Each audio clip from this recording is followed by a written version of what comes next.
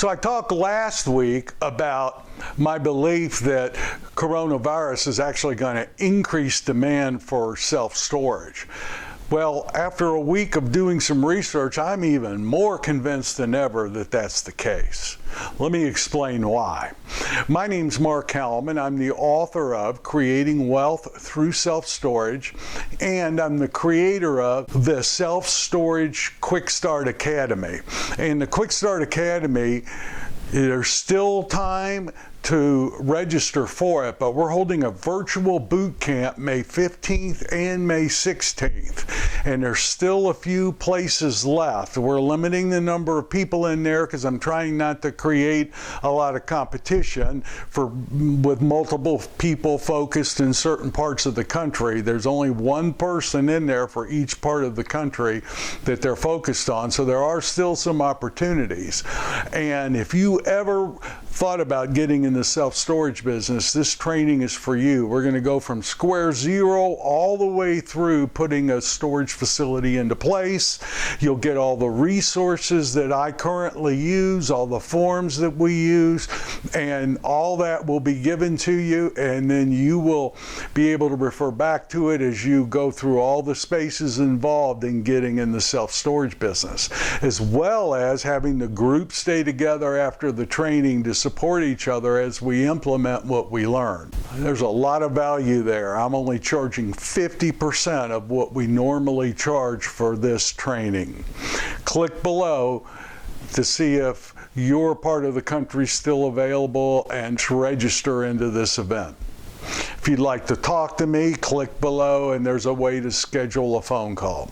But last week I talked about COVID-19 actually increasing demand for our product. And I am more convinced now, after a week's worth of further research, than ever that that's the case. And I'm particularly feel strong and bullish about it because of working at home.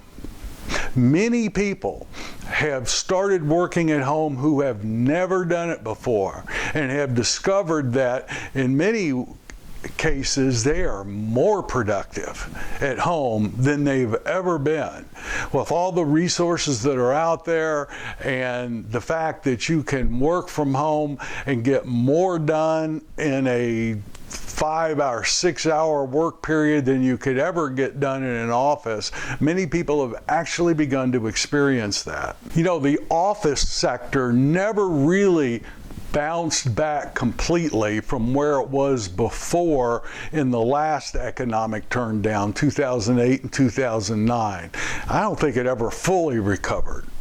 You know, some suburban Class A are very well occupied, but other than that, in my experience, the office sector has really suffered. And I can imagine how different the world is going to look once this stay-at-home orders are lifted and begun to be relaxed. They're going to be phased in, so it's not like there's going to be a big rush back to the office. Many companies have been utilizing virtual technologies that allow workers to be very productive in environments other than their offices, and have really seen that most of these technologies work quite well.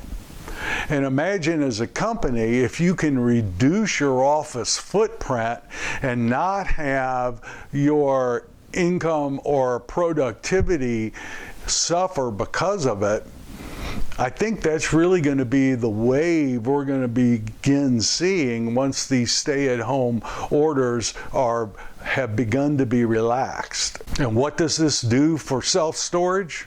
Well, a lot.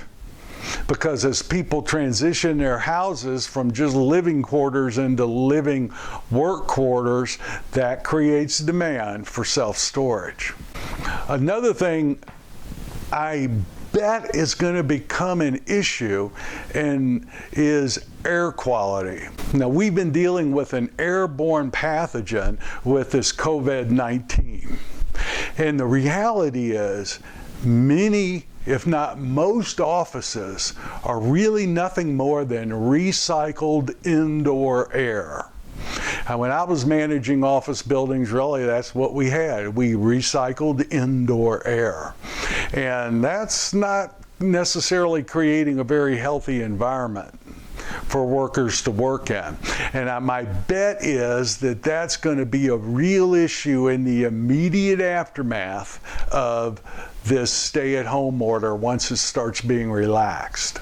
I know I certainly wouldn't want to be exposed hour after hour after hour in an environment where we're doing nothing but recycling the air, and any airborne pathogen is getting just totally recycled all through the building. Building owners are most likely going to have to start addressing this issue.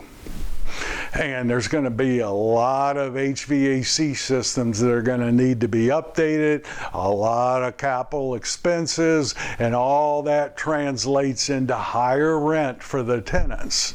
And again, if a company can reduce its office footprint and not have it affect the company's productivity, my bet is they'll be doing it.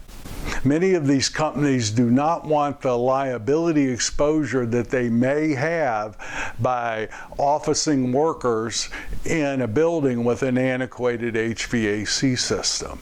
That's one of the reasons I don't think there's going to be this huge rush back into the office spaces. And if you think another aspect of this, the social distancing, as the stay-at-home orders are relieved slowly, there's still going to be a big focus on social distancing, and that's going to translate into the workspace. Many offices are not set up for social distancing.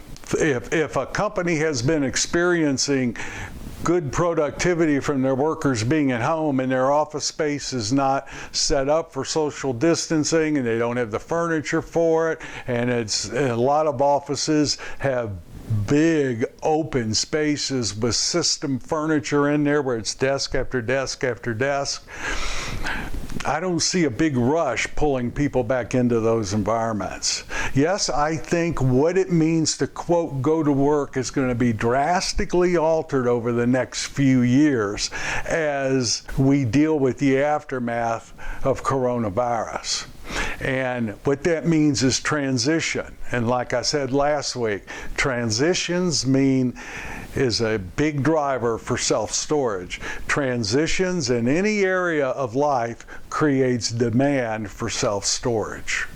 So in the immediate future, as a lot of people start transitioning their homes into work environments too, there's going to be an increase in self-storage demand. That's my bet.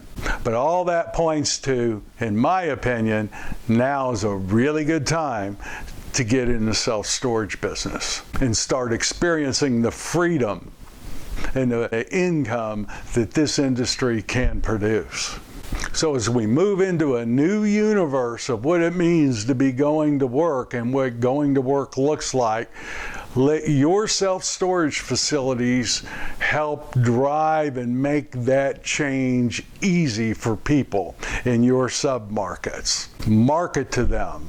Effectively target that demographic in your marketing and reach out and support them because they need storage. So, thank you very much. My name's Mark Helm, and I look forward to being with you next week as we go deeper into the world of self-storage. I'll see you then.